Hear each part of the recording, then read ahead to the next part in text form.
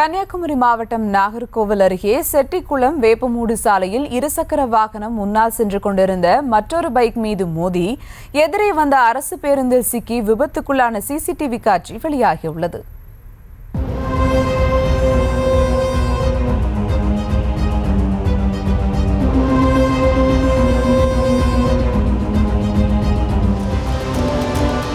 விவரங்களோடு இணைகிறார் செய்தியாளர் சதாம். வணக்கம் சதாம். விபத்துக்கு உள்ளானவர்களின் நிலை தற்போது என்னவாக இருக்கிறது? முழு விவரங்கள். அதாவது கன்னியாகுமரி மாவட்டம் நாகர்கோவில் மாநகராட்சி பகுதியில் அமைந்துள்ள வேப்பமூடு செட்டிக்குளம் சாலையில் எப்போதும் பரபரப்பாகவே காணப்படும். அதே போல இந்த சாலையில் எப்போதும் பேருந்துகள் அதிக அளவில் செல்லும். இந்த நிலையில் இன்று அதே சாலையில் எதிர் திசையை நோக்கி இருசக்கர வாகனத்தில் நாகர்கோவில் அமைந்துள்ள பிரபல தனியார் ஹோட்டலில் வேலை பார்க்கும் பீகார் மாநிலத்தை சேர்ந்த 3 ஊழியர்கள் ஒரே இருசக்கர வாகனத்தில் சென்று கொண்டிருந்தனர். அப்போது சாலையின் ஓரமாக நின்று கொண்டிருந்த இருசக்கர வாகனம் மீது இடித்துள்ளது.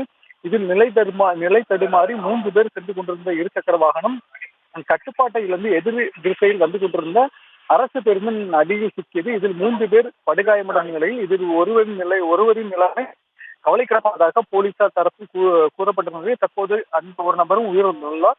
விபத்தில் சிக்கியவர்களை அக்கம் பக்கத்தினர் மீட்டு ஆசாரிக்குளம் அரசு மருத்துவமனையில் சேர்த்துள்ளனர். ஒருவர் உயிரிழந்த நிலையில் 2 தீவிர சிகிச்சை பிரிவில் தற்போது அனுமதித்துள்ளனர். தற்போது இது குறித்த சிசிடிவி காட்சிகள் வெளியாகி பரபரப்பை ஏற்படுத்தி வருகிறது. இந்த விபத்துக்கான காரணம் குறித்து போலீசார் தற்போது தீவிரமாக விசாரணை மேற்கொண்டு வருகின்றனர். விவரங்களுக்கு நன்றி சதா.